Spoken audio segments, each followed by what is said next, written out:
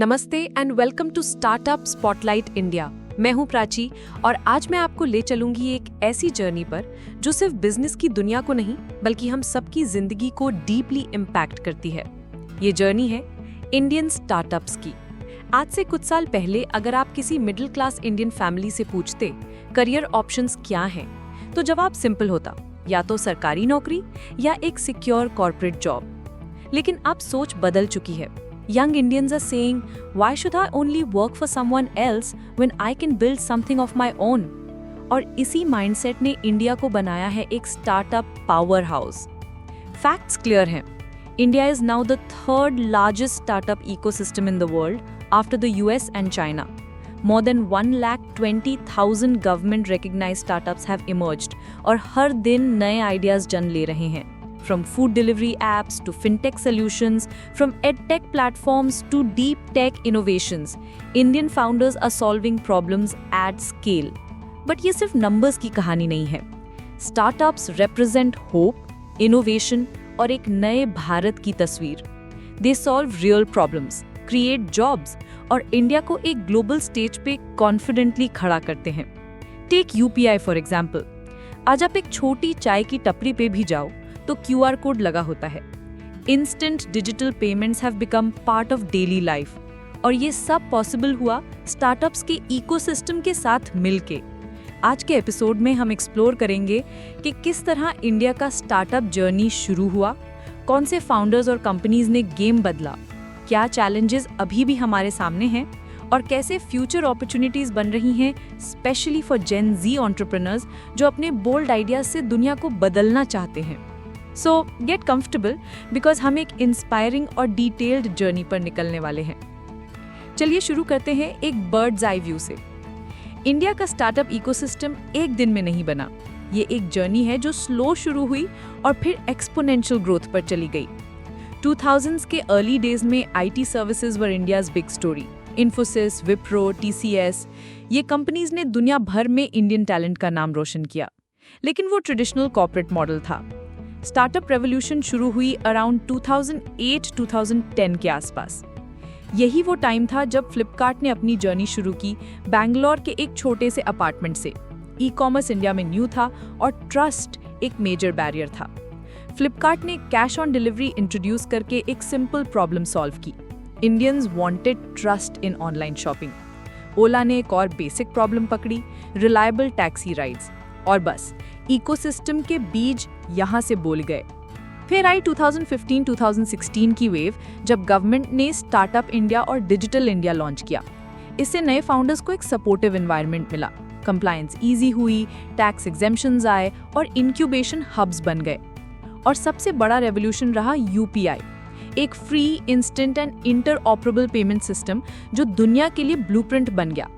आज हर fintech startup Paytm, phone पे, भारत पे डायरेक्टली या इनडायरेक्टली UPI से ही एम्पावर्ड है। और एक और चीज जो नोटवर्दी है, फंडिंग।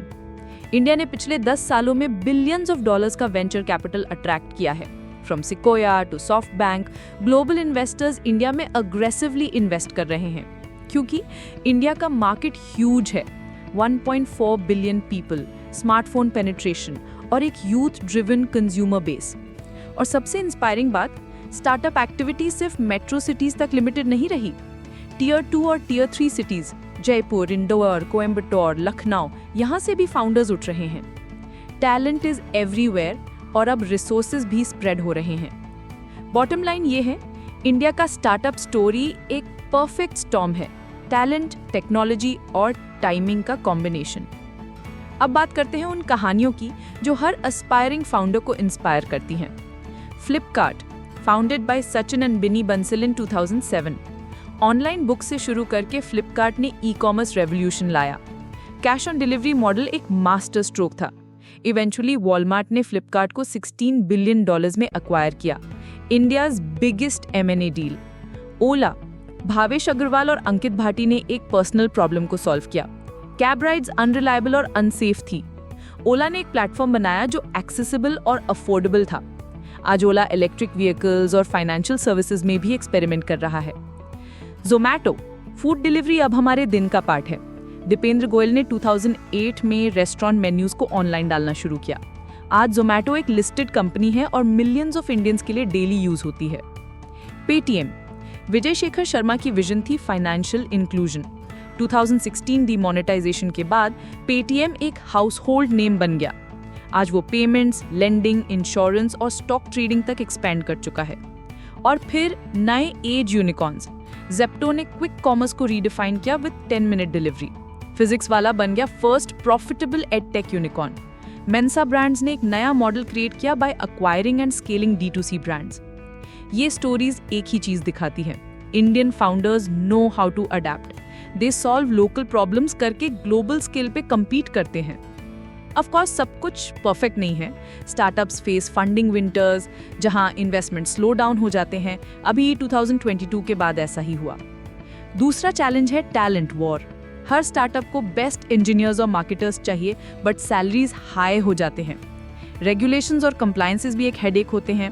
हर sector, fintech, health tech, edtech का अपना लीगल फ्रेमवर्क है जो कभी कंफ्यूजिंग होता है। और टियर 2 और टियर 3 फाउंडर्स के लिए और भी बैरियर्स होते हैं, एक्सेस टू कैपिटल, मेंटरशिप और एक्सपोजर। ये चैलेंजेस रियल हैं, बट हर इकोसिस्टम में होते हैं। जो फाउंडर्स इन्हें नेविगेट कर लेते हैं वही लॉन्ग टर्म प्लेयर्स बनते हैं। अब आई बात एक्साइटिंग पार्ट की, फ्यूचर अपॉर्चुनिटीज। एआई और डीप टेक, ChatGPT और AI टूल्स ने दिखाया कि फ्यूचर AI ड्रिवन होगा। इंडियन फाउंडर्स इसमें बहुत स्कोप एक्सप्लोर कर रहे हैं। EVs और क्लाइमेट टेक, ओला इलेक्ट्रिक और एथर एनर्जी जैसे प्लेयर्स ऑलरेडी लीडर्स बन गए हैं। एग्री टेक, फार्मर्स के लिए सप्लाई चेन और क्रेडिट सॉल्यूशंस क्रिएट करने वाले स्टार्टअप्स बहुत तेजी से ग्रो कर रहे हैं। स्पेस टेक, इसरो की इकोसिस्टम से इंस्पायर्ड स्टार्टअप्स जैसे स्काईरूट एरोस्पेस ने प्राइवेट रॉकेट लॉन्च तक कर लिया है। फ्यूचर क्लियर है, इंडिया के फाउंडर्स सिर्फ लोकल नहीं, ग्लोबल प्रॉब्लम्स भी सॉल्व करेंगे। आज के यूथ, स्पेशली जेन ज़ी, अपने अप्रोच में अलग हैं। पहले सेफ नौकरी एक एस्पिरेशन होती थी, अब रिस्क टेकिंग एक नॉर्म बन गया है। साइड हसल्स, फ्रीलांसिंग और स्टार्टअप्स, ये सब जेन ज़ी के कंफर्ट जोन में हैं। उनके लिए एंटरप्रेन्योरशिप एक करियर पाथ है, not just a dream. Social media ने उनको एक्सपोजर दिया है और इन्वेस्टर्स भी अब यंग फाउंडर्स को सीरियसली लेते हैं। आप देख लो, बहुत से यूनिकॉर्न फाउंडर्स अब अपने लेट 20s में ही बिलियनियर बन गए हैं। मैं इस एपिसोड को रैप करते हुए एक इम्पॉर्टेंट मैसेज देना चाहती हूँ। Entrepreneurship looks glamorous from the outside, but असली जर्नी बहुत टफ होती है। लॉन्ग आवर्स, अनसर्टेनिटी और फेलियर्स कॉमन होते हैं। लेकिन अगर आप फोकस्ड हो और आप जेन्युइनली एक रियल प्रॉब्लम सॉल्व करते हो तो सक्सेस के चांसेस हाई होते हैं। इन्वेस्टर्स के लिए वैल्यूएशन नहीं, सस्टेनेबिलिटी मैटर करेगी। और फाउंडर्स को चाहिए कि वो सिर्फ फंडिंग चेज ना करें, बल्कि स्ट्रॉन्ग फंडामेंटल्स बिल्ड करें। और सबसे ज़रूरी, कम्युनिटी और इकोसिस्टम का यूज़ करो। इंडिया में अब सपोर्ट सिस्टम्स अवेलेबल हैं, इंक्यूबेटर्स, एक्सेलरेटर्स, स्टार्टअप नेटवर्क्स। आपको बस रीच आउट करना है। तो दोस्तों, ये था स्टार्टअप स्पॉटलाइट इंडिया का आज का एपिसोड। हमने देखा कैसे इंडिया का स्टार्टअप इकोसिस्टम इवॉल्व हुआ, कौन से सक्सेस स्टोरीज हमें इंस्पायर करते हैं, क्या चैलेंजेस हैं और कैसे फ्यूचर काफी ब्राइट लग रहा है। अगले एपिसोड में मैं एक स्पेसिफिक सेक्टर पर डीप डाइव करूंगी, फिनटेक, एडटेक या हेल्थ टेक, और देखेंगे कैसे वो इंडिया का फ्यूचर शेप कर रहे हैं। Thank you for listening. मैं हूं प्राची और आप सुन रहे थे startup spotlight India. Stay curious, stay inspired.